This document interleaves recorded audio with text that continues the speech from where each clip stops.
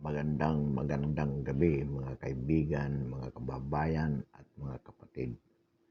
Marami po tayong dapat pag-usapang issues na napapanahon. Una po dito yung minsan binanggit po si Senator Laila de Lima na ayon sa kanya walang sino man na Duterte, babae man o lalaki, ang dapat maging presidensyable. Definitely, yung announcement na yan ni Laila de Lima referring to Inday Sara Duterte Carpio, na kung saan maraming mga kababayan natin ang nag-i-endorso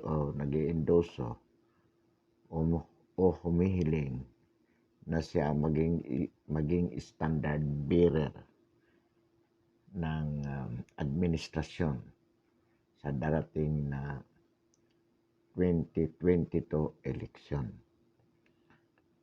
Kaugnay pa rin yan sa sinabi ni Pangulong Duterte na hindi siya papayag o papayuhan niya si Inday Sara na huwag tumakbo bilang Pangulo o presidential candidate by 2022.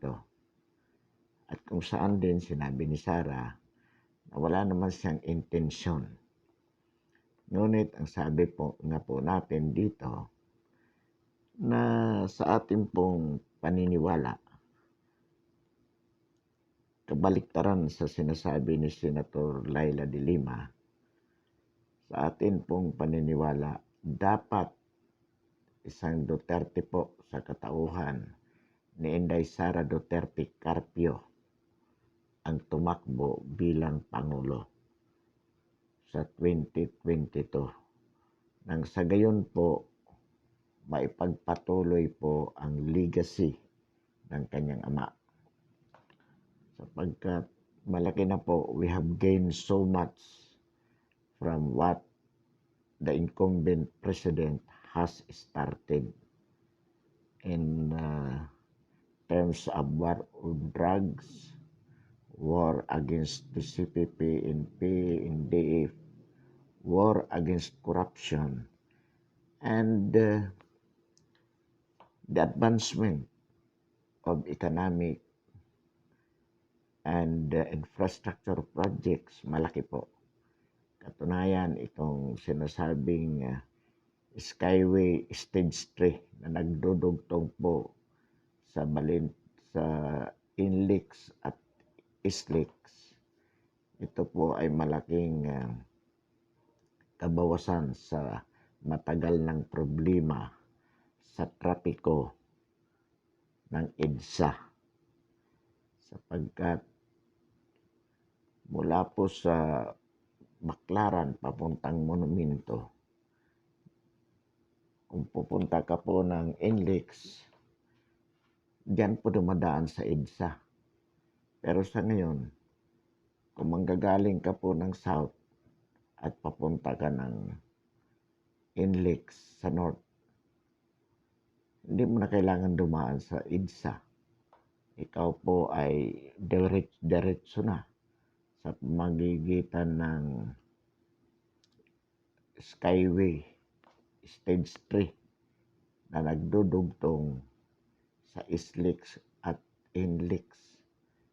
Diretso po. So masyado po naibsan ang trapiko sa EDSA at napabilis pa po ang biyahe. Ang sabi po ng mga motorista, 20 minutes from Alabang, nandoon ka na po sa Balintawak. So malaking bagay po ito. At alam din po natin, marami pang infrastruktura sa iba't ibang bahagi ng bansa na isinasagawa na hindi po nagawa ng ilang mga nagdaang pangulo. So, malaking bagay po ito. Ito po ang ating gustong ipagpapatuloy beyond 2022. At tanging si Inday Sara Duterte lamang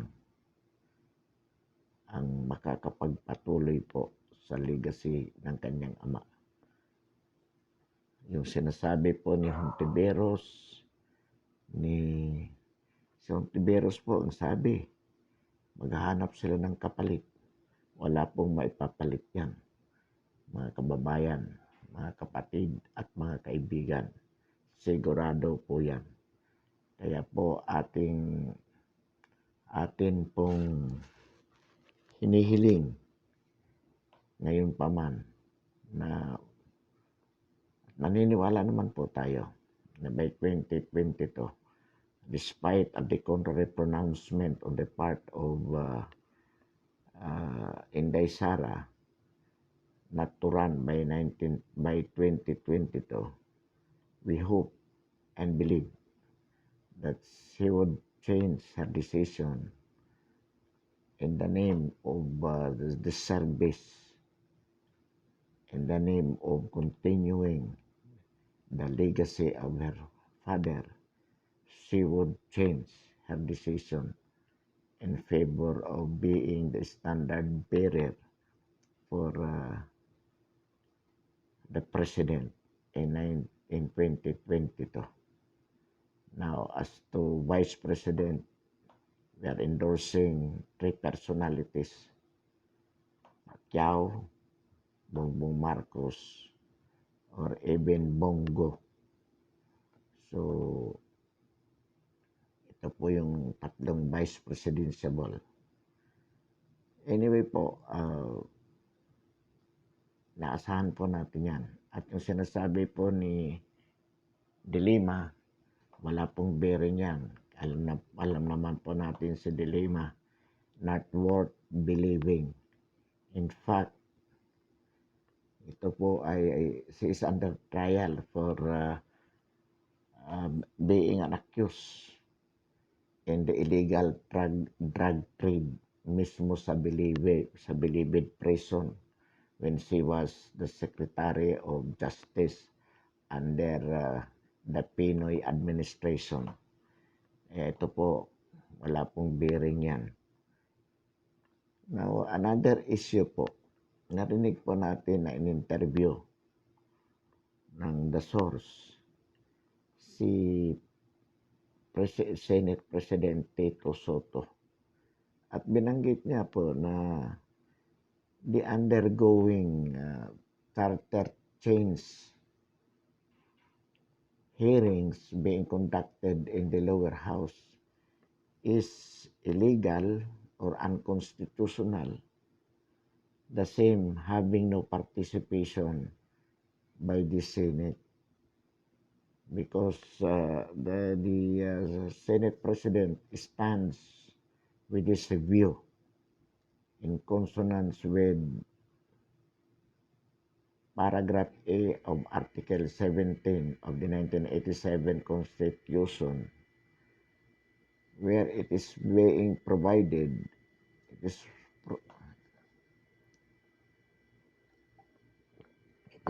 provided that for Congress to convert itself into a constituent assembly to draft an amendment to the Constitution, 3/4 votes of Congress is necessary. And as I said, the 3/4 means that it is 3/4 of the senators and another 3/4 of the lower house. Whereas the lower house says that it should be 3/4 of of Congress in a joint session voting jointly, whereby the votes of senators and the votes of congressmen are counted without distinction, as whether the same is a vote of the congressman or a senator. Therefore, with 3/4 votes of 300 plus 24, assuming there are 300 congressmen, 3/4 of which is sufficient to convert itself into a constituent assembly. We and we hold or we subscribe that holding by the lower house if we wanted to go on with the charter change. Because if we have to abide by what the Senate President said, where 18 senators, votes of the 18 senators is necessary, then definitely it could not be postponed because there are less than 18 senators only who would be willing enough to favor the charter change. Samantalang po kung it would be voting jointly, kahit walang senator po o ilan lang na senador ang pumabor, maitutulak po yung charter change. Ngayon, ang sinasabi po natin dito, ang ating paninindigan bilang pangkaraniwang mamamayan. So, itulak na po yan despite the opposition of the Senate. Anyway, pag gusto po nilang, if the Senate is objecting or will object, then they can go to Supreme Court so that the Supreme Court will have the opportunity to decide, to interpret what does 3/4 means under paragraph A of Article 17. Because the Constitution is silent as to Congress there, as members of Congress, Senate, and the House would be voting jointly or separately. So that would be an opportunity for the Supreme Court to settle the issue ultimately. If the lower house would go on, would push through its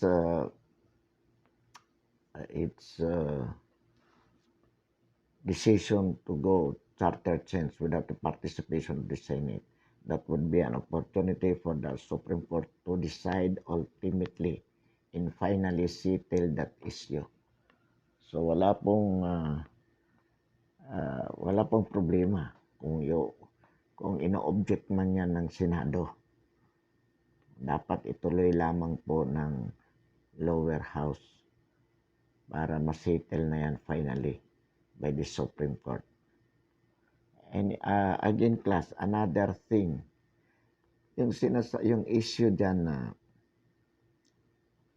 ito yung binoblow up ni dating Speaker Alan Cayetano, na hindi naman daw ito ang priority. Dapat that charter change or CHATSA should not be the priority of Congress amidst this COVID-19 problem, especially that there would be a new variant coming in or have just come or has just come into the country.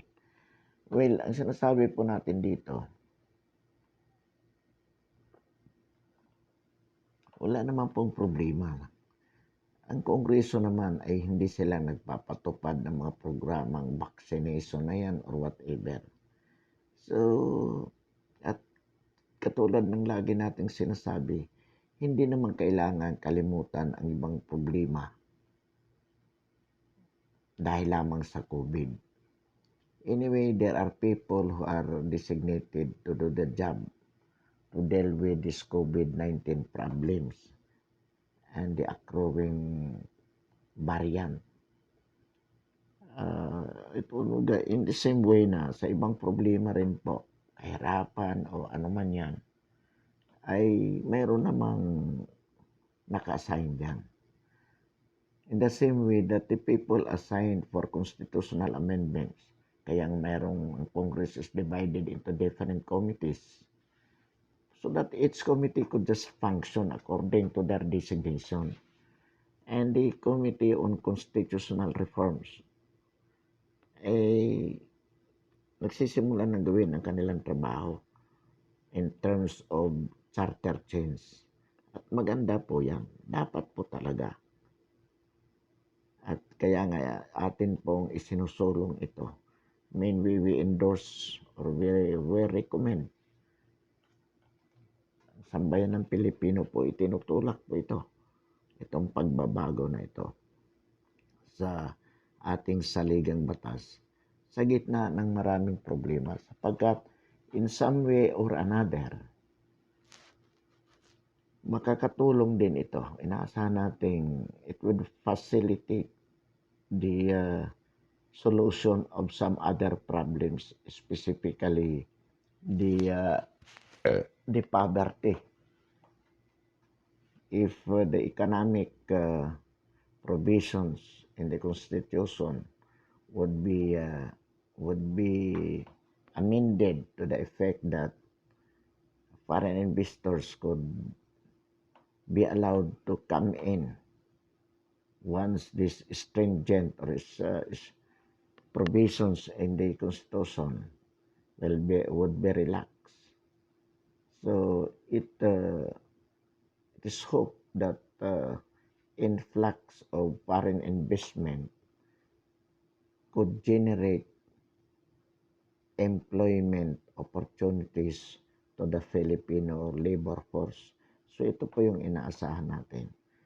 Kaya nga lamang po sinasabi natin, paulit-ulit ito, na dapat kasabay po ng pag-relax ng economic provisions sa saligang batas in terms of getting away these so-called stringent provisions, dapat po kasabay yung employment system reforms. Ano po ibig sabihin natin dito? Na dapat po magkaroon din ng reforma sa employment system to the effect that the Filipino labor force, the Filipino workers cannot be reduced to slavery right in their own country.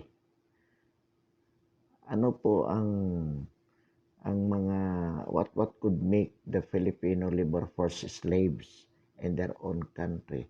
Number one po dyan yung in terms of salary. A lot of Filipino people are underpaid. Meron po tayong minimum wage as provided in the labor code. But we know for a fact na hindi po ito nasusunod. So kailangan po kasabay ng reforma kasabay po ng economic reforms under the Constitution. Dapat po tingnan din itong mabuti na kung saan dapat maipatupad strictly ang minimum wage provisions in the labor code in other benefits and other benefits. Number one po yan.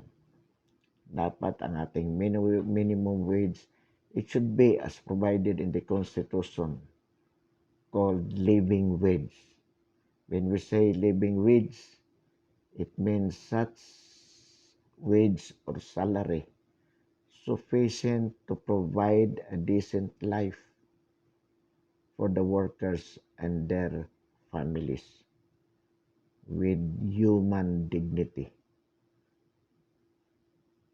Kung saan yung sweldo na yan sapat para matugunan ang basic needs of the workers in terms of nutritious foods, in terms of decent housing, in terms of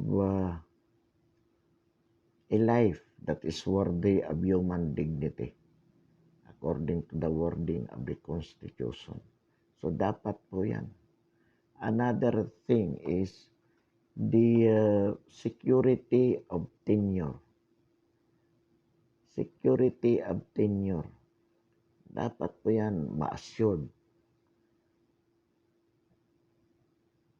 And this is a matter of implementing the laws on the matter, specifically by the Department of Labor and Employment. So ito po yung mga kailangan. Security of tenure, then working condition. It should be such that it is conducive to a human being as a factor of productions of goods and services. Workers are human beings to be treated accordingly. So yung treatment sa mga paggawaan, yung working condition, yung status, kailangan yan fit for human workers, not a machine. So ito po yung aspect na kasabay ng mga tinatawag nating economic reforms. And most importantly also, it should be such economic reform which categorically and directly develop our natural resources.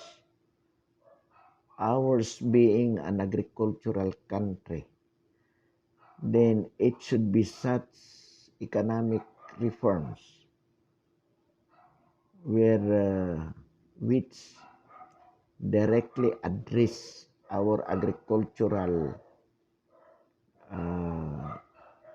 economy in terms of mechanizing farming industry, making productive of idle lands all over the Philippines,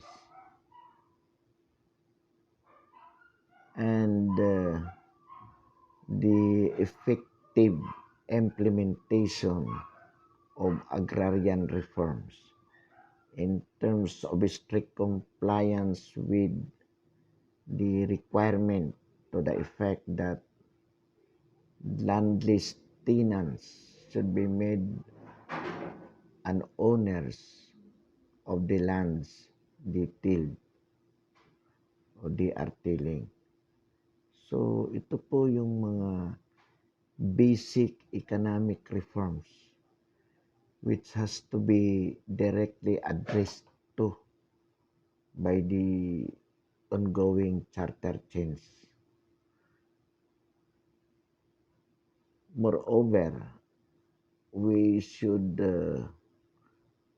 also state categorically that if we really want meaningful constitutional reforms, then amendments should not be limited to economic reforms.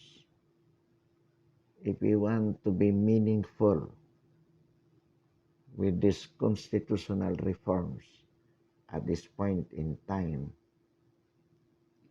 we have also to change our system of governance, whereby shifting from the presidential type to parliamentary form of government. Reason, as we have been telling repeatedly, that the present system of government is not suited for the Filipino people due to its inherent defects, as proven by the fact that since 1935, when we have instituted this presidential type of government, up to present, the majority of the Filipino people have been languishing in poverty. And after how many long years, since 1935 up to present, 35, from 1935 to 2000, that was 65 years, from 2000 to from 2000 to at present it is already 20. So 65 plus 20, that's about 85 or 90 years. And yet we do not see the dawn of a better life for the Filipino poor with this presidential form of government. Why? Because it is not conducive for the Filipino people. What is conducive for progress of the Filipino society is parliamentary type of government. Why? Because one of the inherent defects of the presidential type of government, which has to be done away with, is the separation between executive and the legislative, whereby the upper house, the Senate, for instance, instead of cooperating with the executive, with the president, to attain a common good for the people, they are always quarreling, like what is happening now. The opposition senators, President Duterte wanted long before to introduce constitutional reform by way of chapter change. But because the Senate stands as a stumbling block by not cooperating, because or for fear that their office might be abolished, until now they do not cooperate, claiming that the 3/4 votes needed to convert itself into a constituent assembly means 18 senators at least voting favorably, which of course very, very hard to get, since the senators that support the president,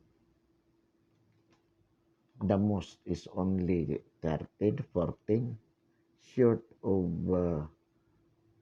attaining the 18 senators constituting the 3/4 vote.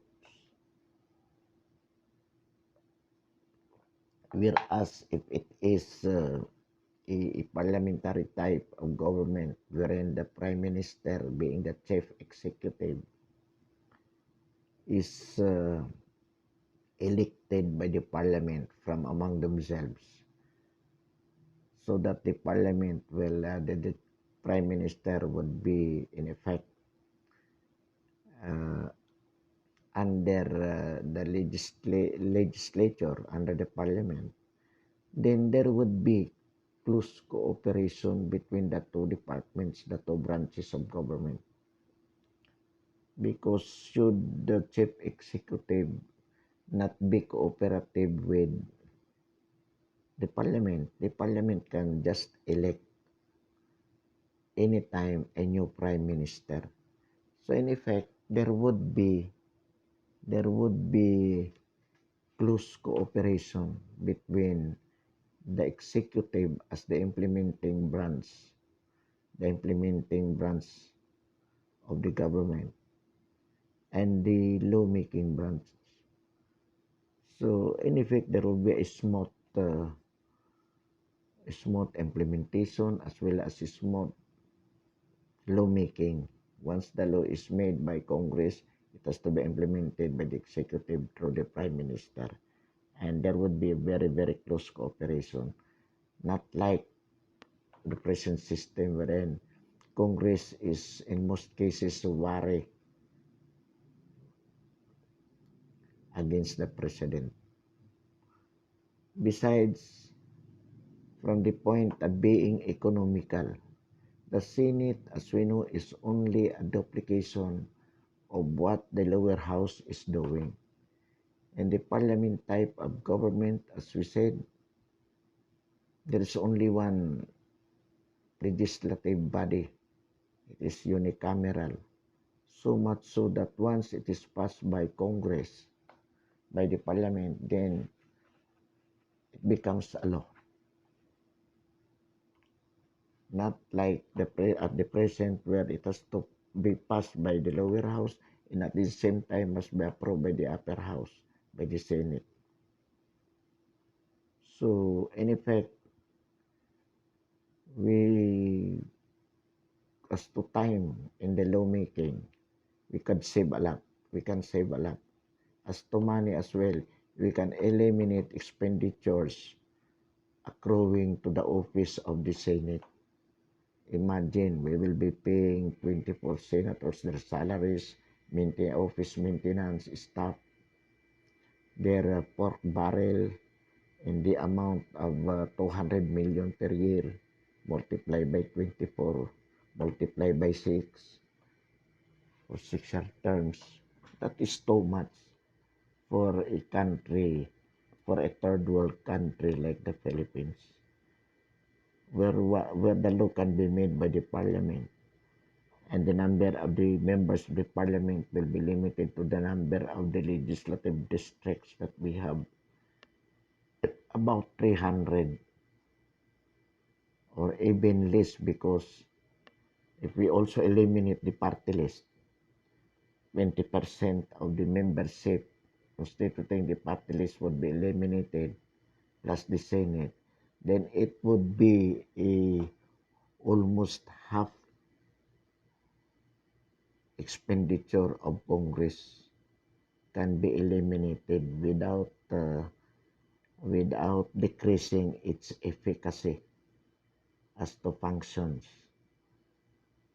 But we have saved a lot in terms of reducing the number of congressmen as well as eliminating the Senate with its pork barrels, so forth and so on, and other expenditures. Another thing when it comes to corruption, under the present setup, the president requires a lot of money to spend, a lot of money for his or her election as president, because he has to campaign all through the country, buying the electorate. So, as we said, he has to pray to all lords, drug lords, gambling lords, landlords, business lords,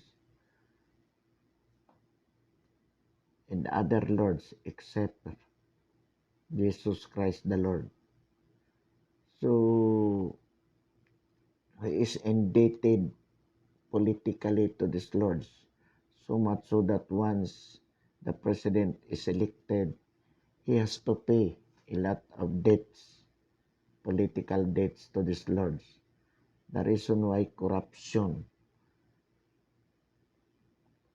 does not or cannot be ended, because he has to pay in terms of tolerance for the drug lords, gambling lords, in terms of non-enforcement of the agrarian reform law as payment for the landlords. So, corruption in effect is the result. Whereas when it is a parliamentary type of government,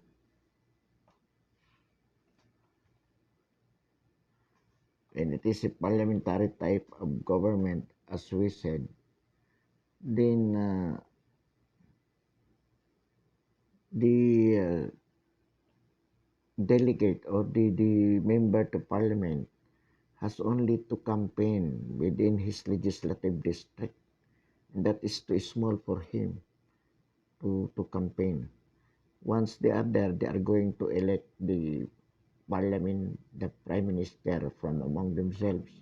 So the prime minister would not be spending so much.